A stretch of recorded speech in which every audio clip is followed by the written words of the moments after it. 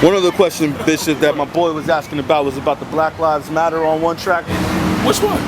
I just told it to you. I think it was on the first mixtape, on a different, on not the first one, but pre-formation. But it was. Yes. Wake up when you said. MK17? I think MK17 is on. No, that's Color Gray. Wake up, go ahead. I don't remember. I'll make so many damn songs.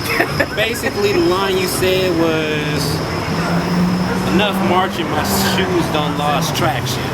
You were talking like, I had the vibe like you were kind of just like sick of, as far as just like as a race, what was going on with what we were doing or how we were expressing ourselves as far as the negativity is going. I like smart people.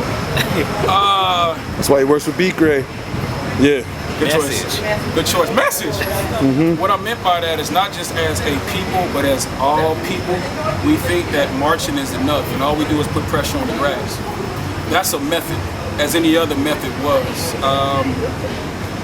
I don't want to misquote or if I can say anything, but the civil rights movement, that was a method. That wasn't the only method. So people always look back to the 60s and go, we gonna march like Dr. Martin Luther King did, and we gonna do like the Panthers, and we gonna those were methods, and methods always have to evolve. Or they look at Gandhi and go, well, Gandhi just did like this and blah, blah, blah. He realized that that was the only way he could deal with the British. They military, they blah, blah, blah. It's too awesome just to go with these niggas. So there's always other techniques that have to be done. As you can see, I'm bootleg Muhammad Ali. That's why the flat top the bootleg, because I admire that man, idolize that man, not for what he did in the ring. That's incredible in itself, but it's what he did outside of the ring. So I'm not trying to be him, but I take on the principles and the morals and look at his history and go, I want to walk in that same direction and do my job to follow that up, because it's not over. Because if it was over, our prison system wouldn't be the way our prison system is. Our condition of our schools wouldn't be the way the schools are. The blood that's in the streets and everywhere else wouldn't be how it is. So we have a job to do. That's if you're man enough or woman enough to do that. So that's why I say I'm tired of marching. Marching, when people take off work, they losing money. Marching, when the police arrest you, we gotta pay money to bail you out. So we helping the system still. So we have to figure out new ways to win the battle. So that's what I meant by that short version, because a nigga don't talk too much to get to that point. And I want you to know how smart I am, because then they'll come for me. Did that work? That's fine. So in the midst of that, I'm still putting out great music, because without a release date, I can still let people know I'm here and utilize these resources and these facilities towards the culture and towards still letting people know I'm alive from inside that big ass machine. So there comes Nigger Noise. If you haven't heard Nigger Noise before, check out Nigger Noise. After Nigger Noise came Pope Mobile. Check out Pope Mobile. Unbeknownst to most, I started a great relationship with one of the greatest producers ever. His name is Dilla. Rest in peace to Dilla. What's up to Mama Yancy, all the D. And my goal when I first signed to Aftermath was to bring Dilla to Aftermath. And I wanted Dre to do half the album and Dilla to do half the album. But I didn't know how sick the big homie was at the time, because most of the time he was on the phone. At this time, he was staying with Common off of Highland, almost in Hollywood, and I didn't know how sick he was, and I hear him on the phone sometimes, and he wasn't good, but I didn't know why I thought my nigga was mad, but he passed before I could make that happen. So we made Cal Troy, also the big homie Proof, got killed. What that was called, Cal Troy? Yeah. Cal Troy, okay. So that was Cali meets Detroit, just in the footsteps of J-Lib. Shouts out to Mad Lib, Oh No, Roxy, all my niggas from Oxnard, Anderson Pack, everybody pushing the line.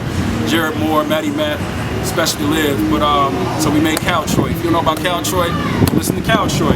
After Cal Troy, I think we did the Confessional. Now these are all street albums. The only one being an exception is Who I Gotta Kill. But what I cared about was Get One Free Buy One. So we gave out original albums with original music with the biggest producers, the biggest artists on it.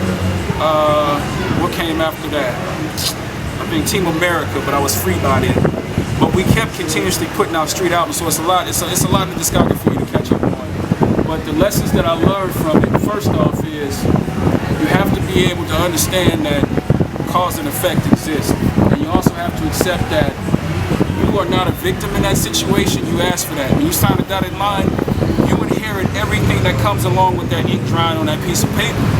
So it took me many years to come to that realization, and it wasn't easy, but it's not impossible to empower myself again and not be like so many people that I see in this business. A lot of people that came from that same label or many other labels that are those lines in captivity that got that glaze over their eyes. I'm a hard-headed ass nigga. You can see how big my head is. I have no choice. My father made me this way and just my teachers. But I wouldn't give up, I wouldn't relent. And that's the real testimony to coming through this is I accept what happened. And Dre is only human. So whenever I see people in interviews talking shit about this and that, that's just a man and there's more involved in that equation than you know, because you niggas just listen to songs, you niggas just look at videos and you read what you read.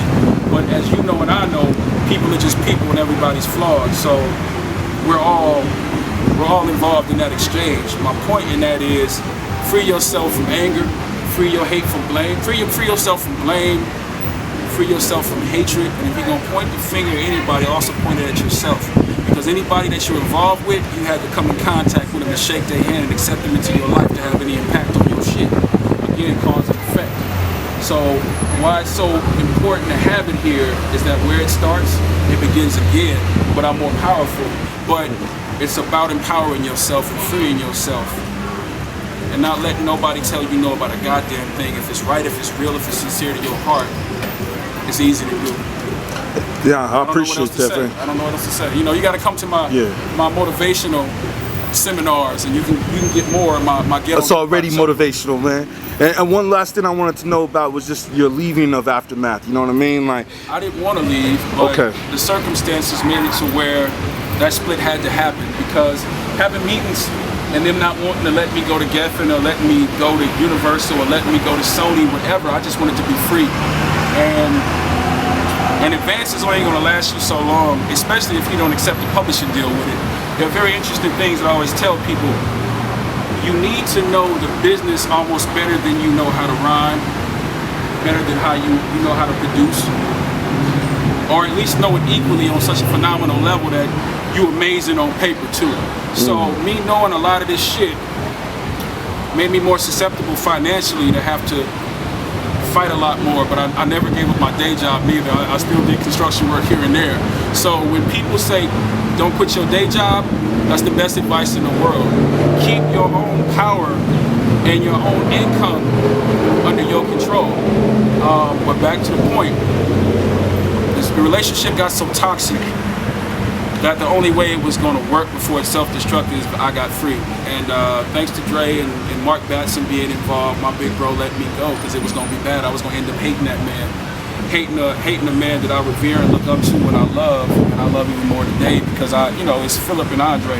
It's not Dr. Dre and Bishop, it's Philip and Andre, and it's on another level. Fuck, come hell or high water with this music shit. It's real life. So I had to leave, but it was for the best reasons. And now it's full circle, and the shit is even doper, and I'm my own man, and I can put out what I feel compelled to in my heart, what I have to adhere to from the Most High and for the streets and for the world, and what I think my responsibility is to the community. And when I touch that mic, message. Yeah. And we here for Reformation, right? You got the new single with Xzibit. So it's dope. Shouts out to Coonface Xzibit. Everybody on that bitch. I don't want to forget anybody because I'll be drinking in here. But thank you to everybody. The Reformation is here. Goddamn niggas, about fucking time. You can pre-order it at BishopLamont.com. We're doing everything indie. We're trying to teach people that don't be afraid of hard work. Stop trying to go give yourself over to a plantation. When you say sign me, you're saying put me on a plantation, master. Don't do that. If you already got your views up, if you already shooting your own videos, if you already recording your own songs, what you need them niggas for? Now, if you a lazy ass house nigga, go be my guest, or if that's your destiny. But if you really want to have self-empowerment and you don't have nobody telling you what to do with your art, with your life, with your truth, join the revolution. Message. Word. Any last thing? Instagrams, Twitters, whatever you want to shout out. You can find my monkey ass at Bishop Lamont on Twitter. On IG is at Bishop Lamont1, the number 1. Snapchat is Lil Smokey J. Facebook is Facebook.com/Bishop Lamont. The biggest message right now that I'm giving, is we need more unity in the streets. We need more men and women to step up. Stop being about yourself. Stop being so selfish. all the injustice that you're seeing in the world right now, if it happened to them, it happened to you. Because it can happen to you and it will happen to you. Stop being cowards, stop being spectators, and get involved in this life because we all in this together. And God bless you for listening to my monkey ass right now. That's it. Message. Well, thank you so much, Bishop. You know what I'm saying? Bishop Lamont, man. We appreciate it, fam. Thank you.